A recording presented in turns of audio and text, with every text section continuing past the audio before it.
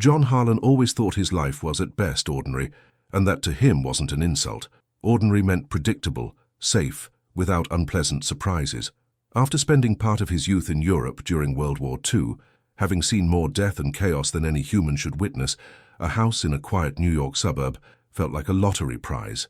He liked the simple routine, the 7:45 a.m., train to Manhattan, the black coffee in a paper cup, the stack of accounting documents waiting for him at the investment firm, the 5:10 p.m. ride home, the smell of dinner wafting from the kitchen, the echo of his daughter's laughter through the house. There was comfort in that cycle. He believed at 35 that the worst was behind him. He had no idea that the real war of his life was still to come, and that the battlefield wouldn't be a muddy trench in France or a bombed-out street in Italy, but his own living room. He met Elena in 1948 at a New Year's Eve party in Manhattan. The end of the war was still fresh for many. There were men in dark suits carrying recent memories in their deep-set eyes, women who had traded mourning for colorful dresses, as if the fabric could erase recollections. It was a party in an Upper West Side apartment, full of people who knew people from everywhere, veterans, artists, journalists, a few Europeans who had settled in America during the conflict. John was leaning near the window, whiskey glass in hand, watching distant fireworks over the Hudson, when he heard a female voice with nearly perfect English, but a different melody in the syllables. "You prefer watching over celebrating too?" she asked. He turned. She was there with a soft smile, fair skin, green eyes that seemed to have seen more than they'd reveal on a first meeting. Her dark brown hair was pinned in a simple bun, a navy blue dress that matched the somewhat melancholic atmosphere of the city. "I haven't gotten used to the idea that all this is real yet," John replied, raising his glass. "Peace, parties, lights, after everything." She nodded, as if understanding more deeply than he imagined. "In Europe, sometimes it felt like the war would never end," she said. "Sorry, I'm Elena Petrova." "John Harlan," he replied, shaking her hand. He noticed the accent. Subtle, but present. Russian, he guessed mentally. Back then, Russia meant a lot. An ally in the war against Hitler, but now gradually turning into a new shadow on the horizon. Still, in the bars and parties of the city, a foreign accent wasn't surprising. New York was a mosaic of languages and flags trying to coexist under the same neon lights. As the night progressed, they talked several times. Elena said little about her past, but enough to fuel John's curiosity. She told him she'd come to America in 1940, still very young, taken in by distant relatives and a refugee program, fleeing the Nazi advance and the famine-haunting parts of the Soviet Union. She said her parents had died in the war, that she had no one left in Russia, that New York was the first time in a long while she felt safe. She spoke of books with passion. She'd studied literature, loved Tolstoy and Dostoevsky, but was also interested in Hemingway and Steinbeck. There was something funny and charming about hearing a woman with a Russian accent talk about The Great Gatsby with such familiarity. John, used to the dry language of balance sheets and financial reports, found himself invaded by a world he didn't master. Characters, moral dilemmas, phrases she quoted from memory. She talked about Raskolnikov's choices in Crime and Punishment as if she knew each of his thoughts personally. He in turn talked about the war, not with pride, but with the resignation of someone pulled into a whirlwind and survived without knowing exactly how. Maybe it was that combination, the hardness of his past and the supposed delicacy of hers, that brought them closer. From the outside, fireworks exploded announcing 1949, while inside that apartment, the two began something that seemed to both like a new life. They married less than a year later in a simple Methodist church with few guests. Some of his colleagues from the firm, a friend of hers from language school, one or two veterans John had brought from the war as friends. She had no family nearby. "They're all gone," she said, with a sad smile John never quite knew how to interpret. Was it pain? Was it performance? Back then, he assumed it was just a scar. In 1951, their daughter Sarah was born. When John held the girl for the first time, he felt crushed by a kind of responsibility, different from what he'd had in the war. On the battlefield, the risk was immediate, brutal, almost impersonal. There, holding a newborn baby, the vulnerability seemed deeper, quieter. He promised himself he'd do everything to ensure his daughter never knew what it was like to hear bombs, see hardened friends vanishing in explosions, feel her stomach churning at the sight of bodies lined up like discarded things. The choice to move to New Rochelle, a quiet suburb, was a direct consequence of that promise. A two-story house, white picket fence garden, neighbors who greeted in the morning, kids riding bikes on the street. John had landed a stable job as an accountant at a firm handling corporate investments and occasionally contracts tied to the defense industry. Nothing he considered particularly risky. Documents, numbers, charts. The real world seemed too distant from the polished wooden desks and adding machines. Eleanor got a job as a literature teacher at a local school. She was an excellent teacher, they said. Students remembered her classes as something special. She read book excerpts with an intonation that turned text into theater. She asked tough questions, encouraged debates on guilt, redemption, moral choices. Many parents commented to John at neighborhood dinners about how Mrs. Petrova had sparked their kids' love for reading. Of course, there were things John preferred not to push. Elena's past in Russia was a black hole. When he tried to ask more, she responded with evasive phrases. "The war took everything, John. I prefer not to relive that pain." He respected it. He had his own ghosts and didn't talk much about Europe either. But there were small details. She never received letters from what might be some distant relative. She never mentioned specific names of childhood friends. Sometimes when she saw news about the Soviet Union in the paper, Stalin, the party, the purges, her gaze seemed to drift, as if she hearing echoes of an old language in a corridor of memories no one else could access. For years, none of this seemed relevant. Life ran at the expected pace. Sarah grew, learned to ride a bike, was afraid of thunder. John came home with newspapers tucked under his arm. Elena prepared dinner, sometimes put on a jazz or classical record, and the three ate together. On Saturdays they went to the movies. On Sundays to church, more out of habit than fervent faith. The Cold War outside was taking on sharper contours. The newspaper talked about espionage, people accused of communism, Senate hearings. Names like Julius and Ethel Rosenberg appeared in headlines, tried and later executed for passing atomic secrets to the Soviet Union. McCarthy gave fiery speeches. The climate of paranoia spread, but in the Harlan house it was something distant, almost abstract. It was on the radio, in the paper, in Washington, not there between the beige-painted walls and the furniture John and Elena bought together. Sometimes in jest he'd say, "You're not a Russian spy, are you, Lena?" She'd laugh out loud. "A spy who spends her day grading teenagers' essays? That'd be a lousy strategic choice, honey." He'd laugh along. He never thought the joke could hold any trace of truth. In 1958, when John was 35 and Sarah 8, the routine had its first serious crack. It didn't start with anything grand. In stories, massive betrayals usually come with dramatic signs, but in practice, it was almost banal details that began to awaken his suspicion. That autumn afternoon, an important client at the firm cancelled a meeting at the last minute. John suddenly was free 2 hours earlier than usual. He took the train, half happy to surprise Eleanor with his early arrival. Maybe they could open a bottle of wine, spend more time together. The routine had become so automatic that he missed spontaneous moments.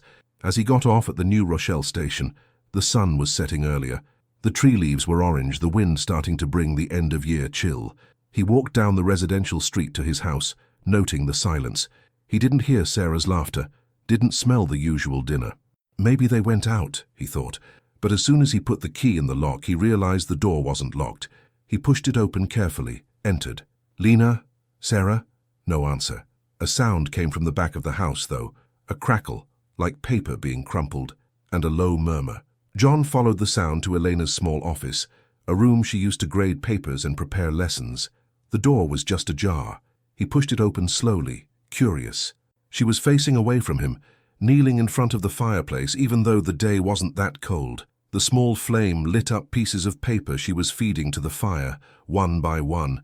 The room smelled of burned paper and something chemical, maybe fresh ink. He stopped in the doorway without making noise. As she tore a sheet into strips, Eleanor murmured a few words in Russian. John didn't understand everything, but caught fragments. "Niet, risk, slishkom opasno, too dangerous." She threw the strips into the fire, watched until they turned to ash. Only then did she stand up. When she turned, she visibly startled. Her neutral expression turned to real shock. "John, you're home early?" She blinked a few times, as if her brain had to recalculate a script. "I thought you'd be back at night. A client cancelled. Decided to come straight home. What are you doing?" She looked at the fireplace, then at him. She smiled, but the smile didn't reach her eyes. "Just getting rid of old papers. School stuff, drafts, nothing important. The office was a mess. You were speaking Russian, John commented, trying to sound casual. She shrugged. Sometimes when I'm alone I think in Russian. It's automatic. Old habits. She approached and touched his arm. Everything okay? John said yes, but his mind wasn't at ease. Something about that scene didn't add up. The excessive care with old papers, using the fireplace for burning instead of just throwing them away, the murmur in another language.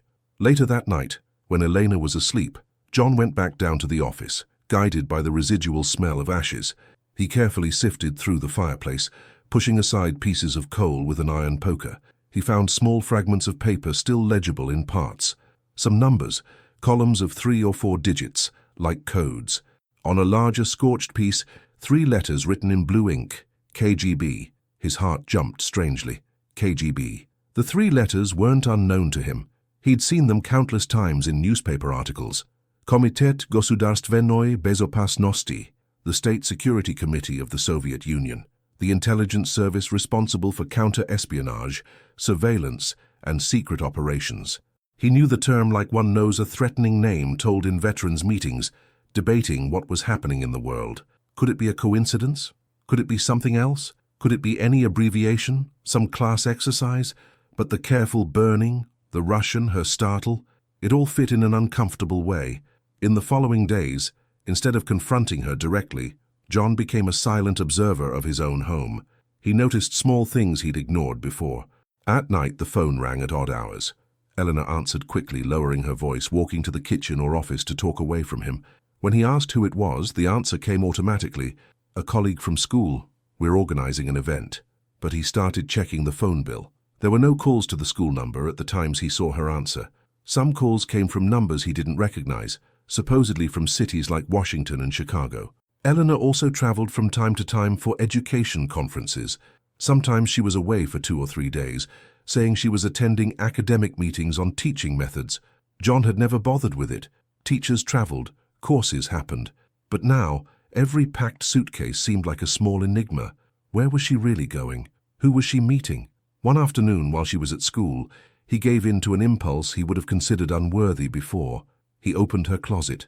He tried not to act like a paranoid, but his fingers trembled a little. The clothes were folded precisely, her perfume scent impregnated in the fibers.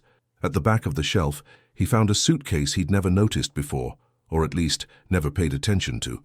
He pulled it out carefully, placed it on the bed, and opened it.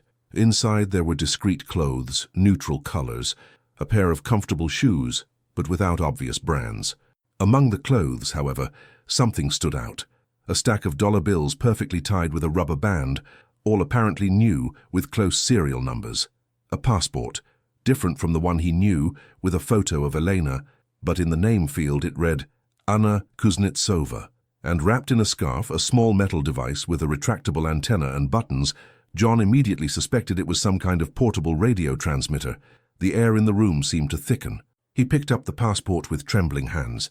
The pages showed entry and exit stamps from some countries, Canada, Mexico, and strangely vague records of internal travels.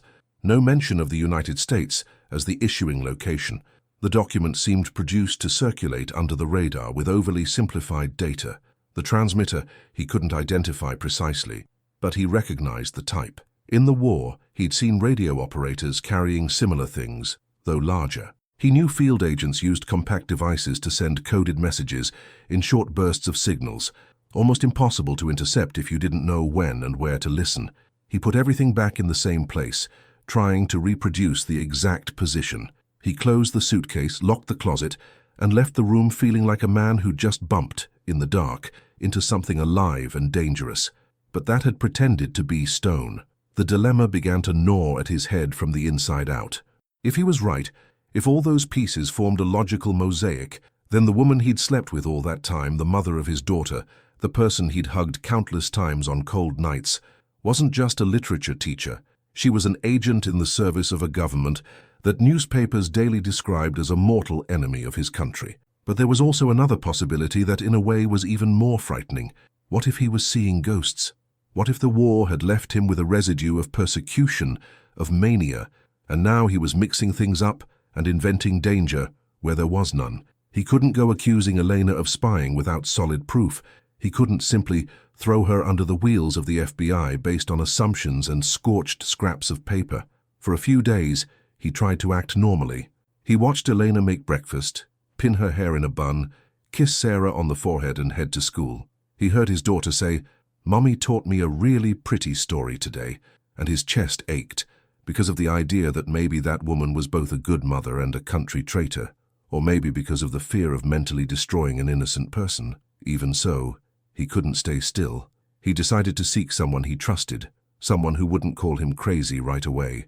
That someone was an old war buddy, Tom McAllister, with whom John had shared trenches and cigarettes in 1944. After the war, Tom had joined the Bureau, the FBI. They met occasionally for drinks and to talk about football, but almost never about Tom's work. On a rainy night, John called him and asked to talk about something important in person without giving details. They met in a discreet bar downtown, dimly lit, smelling of old wood and beer. Tom arrived in a dark overcoat, hat on his head, carrying that air of someone who carries secrets by profession. "You look awful, Harlan," he said, after shaking his friend's hand and sitting at the table. "The war come back to haunt you." "In a way," John replied, stirring his glass, "but not the way you think." He waited for the waiter to walk away. The noise of other conversations created a kind of sound curtain. John took a deep breath. "Tom, I think my wife might be involved in something. Something big. Maybe with the Soviet Union." Tom stared at him for a few seconds without smiling. "You know the weight of what you just said, right?" "I know. I wouldn't be here if it wasn't serious." John told him in detail everything he'd seen. The burning of papers in the fireplace, the KGB word on a fragment, the strange calls, the trips, the suitcase with money, alternate passport, radio transmitter, the evasive behavior about her past. Tom listened silently without interrupting, just occasionally furrowing his brow. When John finished, there was a heavy silence at the table. "You have any of those papers with you now?" Tom asked. "No, I only saw the pieces in the fireplace, but I can try to get something, the transmitter, the passport maybe." Tom shook his head. "Don't do anything alone. This is critical. If she is indeed what she seems, you're in the middle of a network we take very seriously. And if she's not, any hasty move could destroy an innocent woman's life besides yours." "So what do I do?" John asked, in a mix of desperation and relief at finally sharing the weight with someone. "Give me a few days," Tom said. "I'll see if her name shows up in anything. Or the alias you mentioned. Don't do anything stupid in the meantime. Pretend normality, and don't confront her directly with accusations. If she's really an agent, she might go into flight mode, and that's bad for everyone." John nodded. The way home seemed longer than ever. When he opened the door that night, he found Elena reading a book in the living room, glasses slipping a bit on her nose. Sarah was asleep. "You took long," she said, closing the book. "Stayed late at work?" "Went for a drink with Tom," John replied, trying to sound casual. "You remember him, the war buddy." Eleanor smiled faintly. "Yeah, the loud Scotsman. He always talks too much." "You okay?" John asked, unable to hold back the question. She looked at him for a second as if trying to decipher the subtext. "I'm fine, and you?" He hesitated but decided to back off. "Tired," he murmured. "Just tired." The following days were a purgatory. Every gesture from Elena seemed to carry two meanings. The one he'd always known and the one he now suspected lay beneath. When she chopped vegetables in the kitchen, he imagined hands that, perhaps, had also handled confidential documents. When she brushed her hair, he thought of meetings in discreet cafes, with men of similar accents exchanging envelopes. Guilt gnawed at him from both sides. If he was wrong, he was betraying her trust unforgivably. If he was right, he'd lived years beside a threat. A few days later, Tom called. His voice on the phone sounded more serious than John remembered. "We need another talk, but not at the bar," he said. "Come tomorrow at 9 a.m. to this address." He read an address in Manhattan without a sign on the door. John suspected it was some bureau building disguised as a regular office. The next day, John made up an excuse at work, said he needed to handle a family matter. He arrived punctually at the address, a brick building with discreet windows. He climbed the stairs, knocked on the indicated door. He was greeted by a man in a dark suit, hair combed back, controlled expression. "Mr. Harlan?" the man asked. "Yes, I'm Agent Wallace. McAllister told us about you. Come in, please." Inside, an office with few things. Desk, chairs, a large map of the United States on the wall, some files. Tom was there too, leaning against a wall, arms crossed. "John," he said with a nod. "Have a seat." John sat. He felt his hands sweating. Agent Wallace opened a folder in front of him. "Let's be direct, Mr. Harlan. Your wife's name, Elena Petrova, isn't unknown to us." John's stomach churned. "What do you mean?" he whispered. "We have records of an Elena Mikhailovna Petrova, born in Leningrad, who supposedly died in 1943 during the Nazi siege. But Soviet files, which we obtained through, let's say, unofficial channels, suggest that this death may have been staged. There's also mention of a young woman with the same name recruited for special training by the NKVD, the KGB's predecessor, at the end of the 1930s. John swallowed hard. "You're saying that she was sent here already with this mission?" "It's a strong possibility," Wallace replied. "Their pattern includes training brilliant teenagers, giving them an alternate biography, inserting them as refugees or immigrants, and keeping them dormant for years until activated." "But she was just a teacher. She takes care of our daughter. She cooks. His voice failed. "Mr. Harlan, spies don't look like movie villains," Wallace said, without cruelty, but without excessive softness. "They look like neighbors, like teachers, like wives." John closed his eyes for a moment. A tremor started in his fingers. "And the name Anna Kuznetsova?" he asked, seeking some anchor. "We found reference to that identity as a secondary alias, possibly used in travels. Crossing dates and locations, there are coincidences with activities of a group of illegals linked to a Soviet diplomat at the UN named Viktor Ivanov, that guy from the cafe you mentioned in the photos." John remembered the meeting in Chicago he hadn't detailed there yet. He explained he'd followed Elena on one of her trips, seen the meeting with a man in a grey suit, the envelope exchange. He described the scar on the man's chin, the restrained way they looked at each other, like long-time colleagues. Wallace nodded. "Yes, that matches. We've had Viktor Ivanov on our list for months. We haven't linked him to anything concrete yet. If we can use your wife as a connection, that changes the game a lot." Tom looked at John with a mix of empathy and professionalism. "If it consoles you, you're not the first to be fooled like this. They're trained for it, to be perfect." "That doesn't console," John replied in a hoarse whisper. "Nothing about this consoles." Wallace leaned forward. "We need you to understand where we are. Your wife, if we confirm what we suspect, isn't just someone who kept a marital secret. She's part of a network that may be passing vital information to the Soviets, things that could deeply affect the country's security." "And my daughter?" John asked, almost in a sob. "I don't want her dragged into any of this." "Our interest isn't punishing a child," Wallace said. "If your wife is arrested, we'll ensure your daughter stays in your custody, safe, but we need your cooperation." "Cooperation? How?" "Keep pretending normality. Observe, note, inform us. Any meetings, any trips, anything out of pattern. We'll monitor from afar.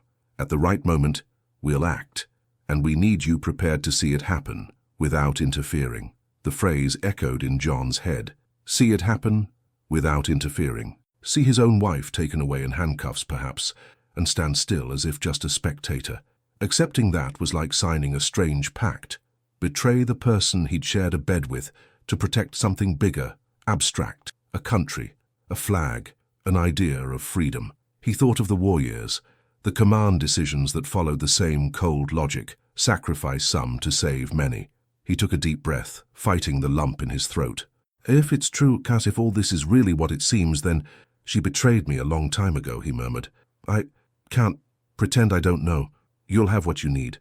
When he left the building, the world seemed different. People walked on the sidewalk as always, cars passed, newsstand vendors shouted headlines, but everything was wrapped in a kind of surreal filter.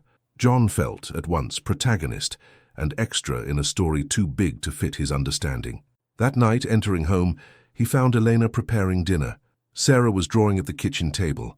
Elena looked at him with a small but genuine smile, or at least it seemed. "You took long today," she commented. "Bad traffic? Meetings? A lot of stuff." He took off his coat, hung it, sat in the chair watching them. He felt a stab of anger, another of sadness, another of something that dangerously resembled longing for something still there, but that for him had already died. When Elena approached to kiss him, he hesitated for just a second, almost imperceptible. She noticed inside but didn't show it. She kissed his cheek, not his lips, and went back to the stove. In the days that followed, The house became a silent stage for a war only one side knew existed. John paid attention to every gesture, while Elena, probably, continued playing her role, unaware that the curtains of the performance were about to fall. A new education conference trip was scheduled. This time the destination was Washington. The pattern repeated. Suitcase ready, vague explanations about lectures, papers stacked in the bag. John informed Wallace and Tom in advance about the date and departure time. On the day of the trip, Elena hugged Sarah more tightly than usual. "I'll be back in 2 days, my star," she said to her daughter, kissing her forehead. "Buy me a book?" the girl asked. "Of course. Maybe a Russian fairy tale." Elena looked at John for a second, as if seeking in that face some confirmation that she was still seen as a wife, not a suspect. "Take care," was all John could say. She left, carrying the suitcase. John watched from the window as the taxi took her away. He knew that beyond his eyes, there were now other eyes watching, FBI, discreetly, in unmarked cars. The operation, for the agents, was just another in the Cold War board. For John, it was the outcome of a lifetime built on a lie. In Washington, Elena didn't go to any conference. Instead, according to reports later shown to John, she was seen entering a modest hotel. From there, she left dressed differently, with a scarf hiding part of her hair, and met in a cafe with a middle-aged man in a grey suit, scar on his chin, Viktor Ivanov. The images captured by discreet cameras and described in the reports showed the two sitting, exchanging few words, almost always looking around with discretion. At one point, Elena took an envelope from her bag and placed it on the table. Viktor placed another envelope in exchange. They didn't stay long together. They parted like strangers, each going a different way. The FBI, already watching Viktor, used that interaction as a crucial piece to assemble a puzzle that included other meetings, other contacts, other exchanges, over months. But Wallace still wanted something more solid before arresting Elena. They wanted, if possible, to catch not just an envelope handover, but a broader context. Who else was involved? What kind of information was being passed? What the real damage was? That something more came a few weeks later, almost by chance, in a park. Elena had a walking routine in a park near the neighborhood, officially to clear her head after classes. Sometimes she took Sarah. Other times, she went alone. On a grey Tuesday in November, she left home saying she was going to do some shopping downtown. John knew from pre-arranged signals that there was strong suspicion that would be a contact day. FBI agents spread out discreetly along her usual route. Unmarked cars, men in coats reading newspapers, a woman pushing a stroller that actually held a radio transmitter connected to other agents. In the park, Elena sat on a bench and waited. The cold made people shorten their walks, but she seemed comfortable, like someone who'd done it many times before. After a few minutes, Viktor approached, with a folded newspaper under his arm. He sat beside her, without looking at her directly. They talked low without showing obvious intimacy. To anyone watching from afar, they could be colleagues commenting on the weather. But the microphones positioned in trees and poles captured important fragments. "The latest reports?" Viktor asked in Russian. Elena replied in the same language. "They're here." She discreetly touched her bag. "And the American? He doesn't suspect?" She hesitated for an instant. "He's been different, quieter, but he still believes in me. In a way, it's likely he'll continue like that. He's too decent to imagine the worst." Viktor laughed low. "The decent ones are the easiest to use." Shortly after, Elena took a thin folder from her bag and placed it on the bench between them. Viktor, pretending to adjust his coat, pulled the folder to his side. In exchange, he discreetly placed something back in her bag, probably money, instructions, maybe a new code. It was enough. Wallace, in a nearby car, gave the signal. Agents emerged from different directions. One, in a grey overcoat, approached with a badge in hand. "Viktor Ivanov, FBI. You're under arrest for suspected espionage activities on American soil." Viktor stood abruptly, but was held by 2 agents. Elena, for a second, froze. Her gaze scanned the park, saw other agents approaching, felt the noose tightening. She tried to step back, but a voice behind her cut the attempt. "Mrs. Harlan, or should I say, Elena Petrova." She turned. Tom was there with a hard expression. Around, other agents. Ordinary people in the park were starting to notice the commotion, some backing away, others stopping to watch. "You're under arrest for suspicion of spying for a foreign government," Tom stated. "Please, don't do anything stupid." Elena looked around, as if still seeking an imaginary escape route.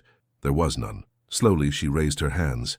As the handcuffs were placed, she saw in the distance something that made the true impact of the situation hit her. John, standing at the park entrance, beside a car. He'd been brought by Wallace under the argument that it was better he see everything at once, that he not be surprised only by cold news. She stared at him, and in their eyes there was a hard-to-describe mix. Shock, anger, pain, but also, almost cruelly, traces of love. Because despite everything, what they'd lived hadn't been entirely fake. There was on some level an affection that Elena herself hadn't imagined would arise when she accepted the mission years before. "John," she called, her voice choked. He took a few steps forward. When he stopped, he was a few meters from her, separated only by 2 agents. "Why?" he asked. Simple, in a low voice, almost a whisper that even so seemed to echo through the park. "Why us?" She took a deep breath, trying to find words that fit that hole. "Because you were perfect," she said. "A perfect life, a perfect cover. I didn't want to hurt you, but there was something bigger. The cause, the Soviet Union. She lost her breath for an instant, as if realizing that all the rhetoric, all the indoctrination, all the ideology that guided her sounded in that moment ridiculous before the destroyed face of the man she said she loved. "You used me," John replied without shouting, but with a weight no shout could reach. "Used our daughter, used my home, turned everything into this." He opened his hands, as if showing the park, the handcuffs, the agents, the world revealing itself beneath the surface. She wanted to say no, wanted to say it wasn't like that, wanted to explain how she'd been trained as a teenager by instructors who convinced her America was an inhuman enemy, that destroying US. Power was an act of historical justice. Wanted to explain that when she met John, she expected only to fulfill a mission, but ended up attaching more than she should. Wanted to say that on many nights, when she saw Sarah sleeping, she felt a guilt no party manual had foreseen, but none of that fit in a sentence and, in a way, it no longer mattered. She started, but the words died. The agents pulled her. She was placed,